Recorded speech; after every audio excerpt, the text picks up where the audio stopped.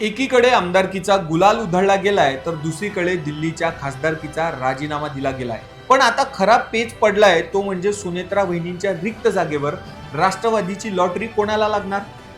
दिल्लीच्या गादीसाठी 5 तगडे चेहरे रिंगणात आहेत, पण सुनेत्रा वहिनींच्या मनात नक्की काय चाललंय?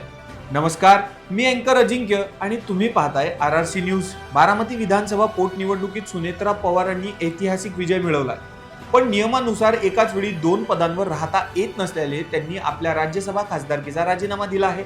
आता चर्चा सुरू झाली आहे ती म्हणजे एका रिक्त जागेवर राष्ट्रवादी कोणाला संधी देणार। आमच्या हाती आलेल्या माहितीनुसार 5 मोठी नावं शर्यतीत आहेत। पहिलं नाव छगन भुजबळ, ओबीसींचा बुलंद आवाज आणि मोठा अनुभव। भुजबळांना दिल्लीत पाठवून पक्ष मोठी खेळी खेळणार का?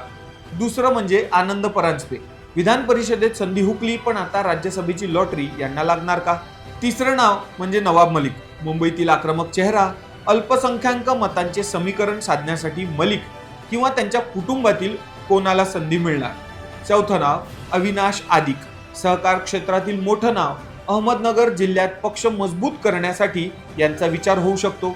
पाचवं नाव विक्रम काकडे, तरुण चेहरा आणि अजितदादांचे विश्वासू, पुण्यात नवीन समीकरण मांडण्यासाठी विक्रम काकडे हे नाव धक्का तंत्र ठरू शकतं। सध्या राज्यसभेत प्रफुल्ल पटेल, नितीन पाटील आणि पार्थ पवार हे 3 खासदार राष्ट्रवादीचं प्रतिनिधित्व करत आहे, पण ही चौथी जागा अनुभवी नेत्याला मिळते की पुन्हा एकदा तरुण चेहऱ्याला संधी देऊन सुनेत्रा वहिनी अजितदादांसारखं सर्वांना चकित करतात हे पाहणं महत्त्वाचं ठरेल।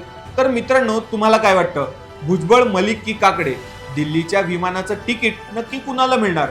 तुमचं मत आम्हाला कमेंटमध्ये नक्की कळवा आणि राजकारणातील प्रत्येक घडामोडींचा अचूक वेध घेण्यासाठी आताच RRCच्या YouTube चॅनलला सबस्क्राईब करा, फेसबुक आणि इंस्टाग्रामला फॉलो करायला विसरू नका।